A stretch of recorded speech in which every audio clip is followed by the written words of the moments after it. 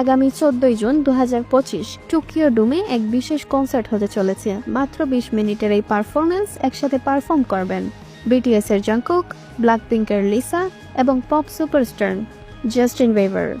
এই কনসার্টের নাম গ্লোবাল হারমোনি নাইট।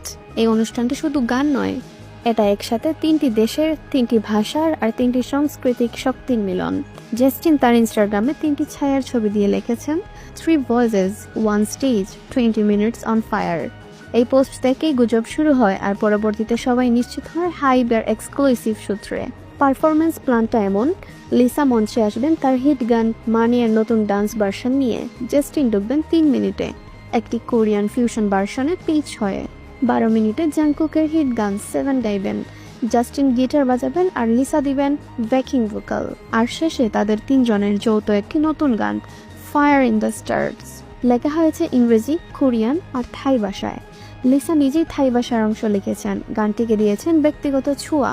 এই পুরো কনসার্টের থিম গ্যালাক্সি পোর্টাল, যেখানে সংগীত হবে একটি পোর্টাল যা দেশের সীমানা পার করে মানুষের সঙ্গে মানুষের সংযোগ ঘটাবে।